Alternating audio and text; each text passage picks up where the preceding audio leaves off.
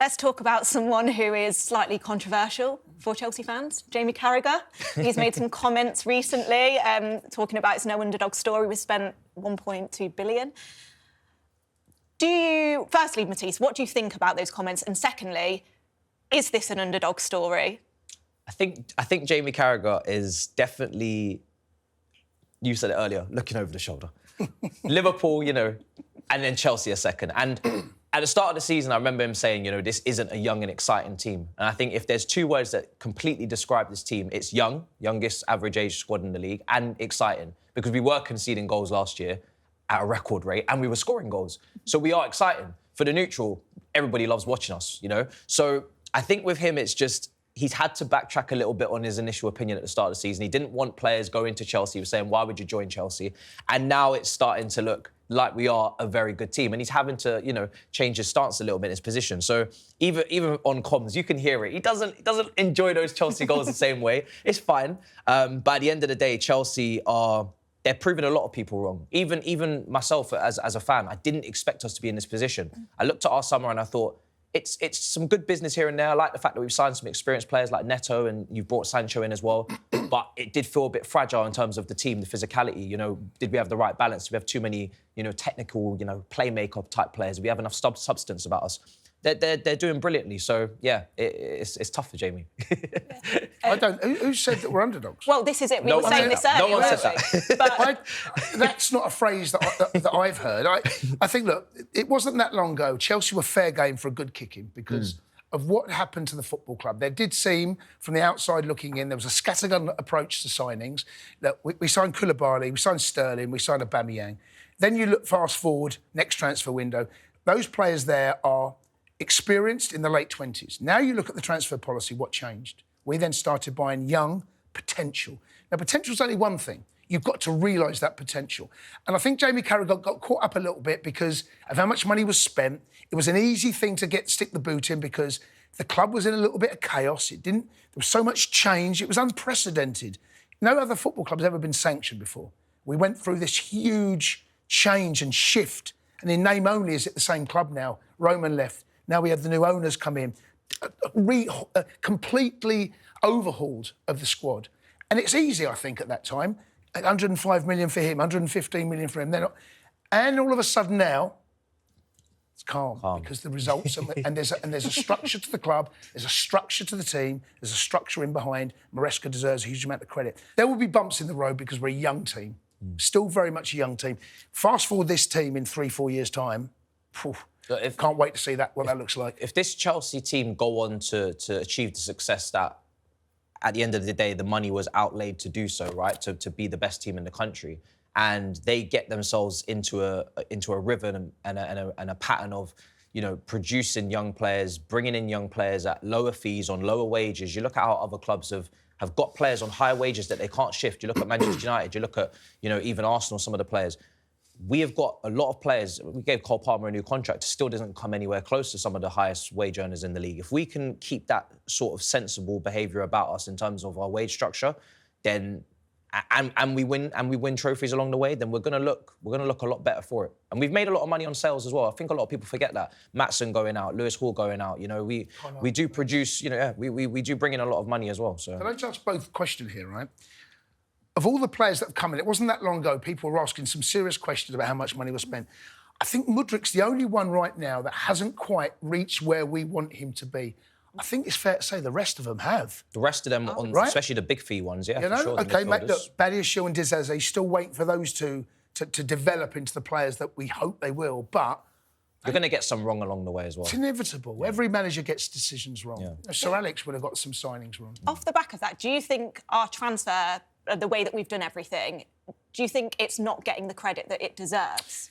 I don't think it does get the credit that it deserves right now, but at the end of the season, we'll have this conversation because we still need to see what this team and squad looks like under Maresca. Maresca deserves, as we said, huge amount of credit. But when you think about the policy, buying young, long contracts on lower wages, that's something that Matisse is absolutely right about. How is that going to look in 2 to 3 years' time?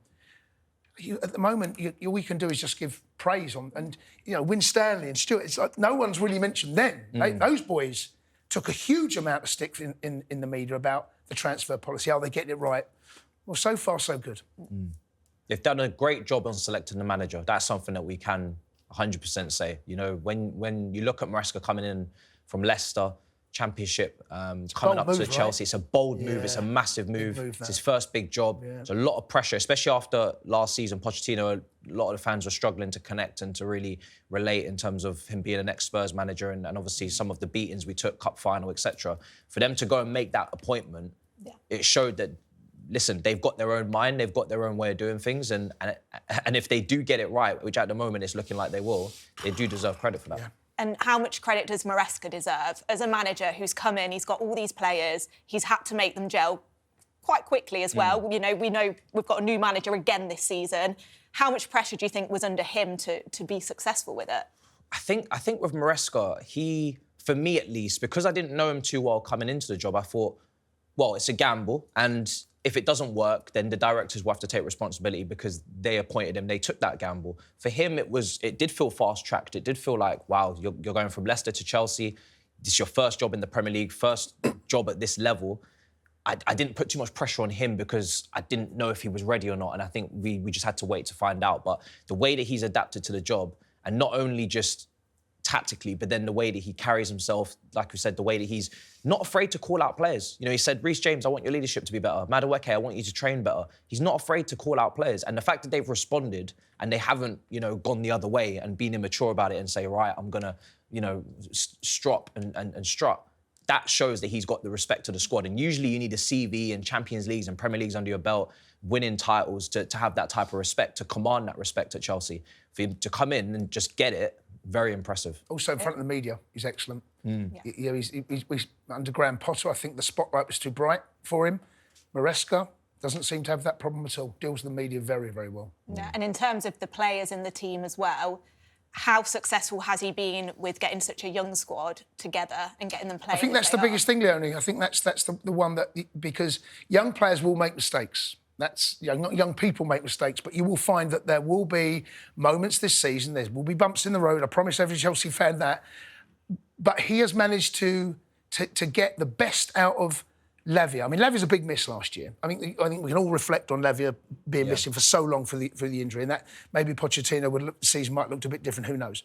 But he's brought Lavia in. He's getting Caicedo in. He's getting Enzo in, and he's finding he's getting the best out of pretty much everyone right now.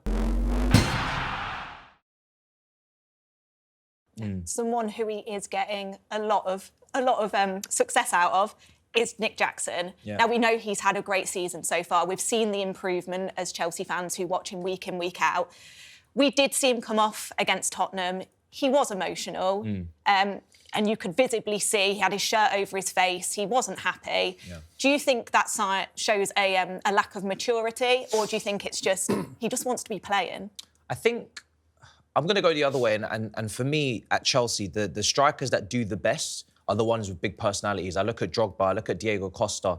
They have emotion. They are a little bit sometimes loose cannons. I'd rather you be that way and almost show publicly that you are disappointed with your performance and that you do want to contribute and do want to, you know, impress, than go into a shell and be quiet and be kind of timid. Because if you are that type of striker at Chelsea, it just never works. And I think with Nicholas Jackson, he's demanding more from himself, and he does want to, he's spoken about before, I want to hit the 20 goals. I want to, you know, be the leading figure up front. And we need that. We need someone to take responsibility. And to play that role at that age at Chelsea, I always say the striker and the goalkeeping position is the two positions. There's no get out of jail card on Monopoly. You know, there's no freebie. You are under the light. If you miss your chances, if you make mistakes, you cost your team goals and you cost your team points. So for me, I'm fine with him doing that. I think Maresca's got that situation. I don't think it is too much of a situation. I think he's got him under control, and I expect him to bounce back next game. Yeah. I mean, he was visibly upset coming off the pitch, but after the game, we saw Maresca run straight up to him and get him involved with the celebrations with the fans. How important was that for Maresca to do that for the player himself? Well, he recognised it, Leonie, and I'm trying to get into Jackson's head that maybe there was an element of, but it was such a brilliant win, and it was such a great day to be a Chelsea fan, a Chelsea player. Maybe he felt he didn't quite contribute to that the way he wanted to. If you rewind 12 months, he scored a hat-trick there. He was very much the main guy. He was the reason we won. And I think maybe there was a little bit of that reflecting on what happened last year in a great victory. This year didn't quite have the impact. It wasn't his greatest game, I think it's fair to say. You know, that's fine. But you look around the pitch, everyone's talking about Cole Palmer, Enzo, you know, Lavia, Casado. They're the names that roll off the tongue who played well. Maybe there's a bit of that we felt, I want to be big. I want to be a bigger part of this. I don't think that's a bad thing at all. Do you think at a certain point he did show his age by not immediately going to celebrate with the rest of the team? Yeah. I mean, look, it's, as I said, this is an immature team. And I mean that, I don't mean immature in the fact that, you know, we will make mistakes. There will be moments in games, decision-making. I think there's an element of that. Matisse makes a great point. You know, we want players to be like that. Certainly our centre forwards. There needs to be a little bit of devil about you. There needs to be a bit of emotion up top. I don't think it's anything to worry about. Maresca recognised it, dealt with it, move on. Look, if he scores 2 goals on Sunday evening, no one will care.